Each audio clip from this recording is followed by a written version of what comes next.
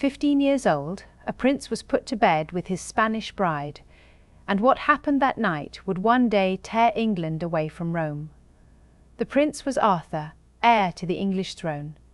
The bride was Catherine of Aragon. They were married in a great London cathedral in November of 1501, and within months he was dead. What passed between them on their wedding night, no one could ever prove. And Catherine would swear to her own dying day that nothing had happened at all. It sounds like the most private matter imaginable, long since buried with them both. It was not. 30 years later, the whole future of England would hang on that one unanswerable question, and a king would break 1,000 years of faith to force the answer he wanted. This is the story of the marriage that came first. Catherine of Aragon was the youngest child of the two most powerful monarchs in Europe, Ferdinand of Aragon and Isabella of Castile, the king and queen who had just forged Spain into one country. She was promised to England before she was old enough to remember it. In 1489, when she was about 3, a treaty arranged her marriage to Arthur, Henry VII's heir. A dowry was fixed, 200,000 crowns, half of it due on the wedding day. So the two children grew up at opposite ends of Europe, betrothed for as long as either of them could remember, writing to one another in careful schoolroom Latin. She was raised, from the cradle, for a single purpose, to be Queen of England. She landed at Plymouth in October of 1501 after storms in the Bay of Biscay had nearly sunk her fleet, and England spent close to 2 weeks celebrating. Fountains ran with wine. There were tournaments and pageants hauled through the streets on wheels. In St. Paul's, they built a raised timber walkway the whole length of the church, so the crowds could see the couple pass. Arthur was 15, Catherine was almost 16, and the child who led her along that walkway, small and richly dressed and grave beyond his years, was Arthur's brother Henry, Duke of York. No one in that cathedral could have guessed they were watching the bride meet, in a way, her second husband. That day, every eye was on the first.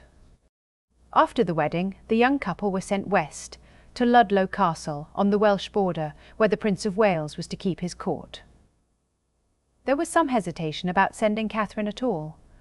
Arthur had never been a strong boy, but in the end she followed him. And within 5 months, it was over. In the spring of 1502, both of them fell gravely ill in that cold border castle. Arthur died there on the 2nd of April, 5 months short of his 16th birthday. Catherine, sick of the very same illness in the same house, lived. She was too ill even to attend his funeral. She had been a wife for less than half a year.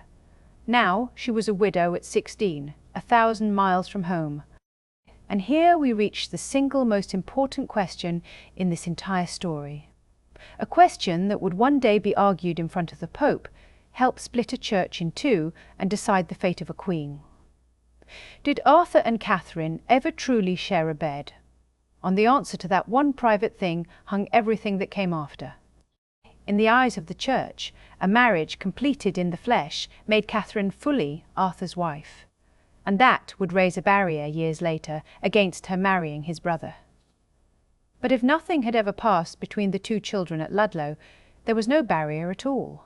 A question about two teenagers, one long ago winter, that would echo for 30 years. Two answers survive, and they could not stand further apart. Years later, when it suited a king to prove the marriage, real, elderly men who had once served Arthur came forward to swear that on the morning after the wedding, the young prince had called for a drink and boasted that he had been, that night, in the midst of Spain. That marriage was thirsty work. But listen to when they said it. Not in 1502. They said it almost 30 years later, at Henry VIII's divorce, when the king's entire case depended on it being true. And against them stood Catherine herself. To her dying day, and once on her knees before the whole court, she swore that Arthur had never known her, that she had come to Henry a true maid, untouched. Both sides had every reason in the world to lie. and no one, then or since, has ever been able to prove which of them told the truth. The most important fact in the story is the one fact nobody can ever know. Whatever the truth of that winter, it left Catherine stranded. What followed were 7 of the hardest years of her life. She was a widow with no husband and, it slowly became clear, no settled place. Her father in Spain and her father-in-law in England fell to haggling over money. The second half of her dowry, which Ferdinand simply never paid. And neither king would spend a penny more than he had to on a widowed princess who had lost her usefulness. So she fell into debt. In 1505 she wrote to her own father that she had not a single coin to her name, that she could no longer even clothe her servants, and that she was ashamed. A daughter of the greatest king in Christendom, quietly going without. The most eligible princess in Europe, left in a corner to gather dust. There had been a plan to rescue her. Soon after Arthur died, Catherine was betrothed again, this time to the new heir, young Henry. But that promise turned to ash as well. When relations with Spain cooled, Henry VII had his son sign a secret document on the very eve of the boy's 14th birthday, while he was still legally a child, quietly renouncing the engagement. It kept the king's options open. Catherine, in all likelihood, was never even told. And yet, in the middle of all this neglect, her father did something almost no one in Europe had ever done.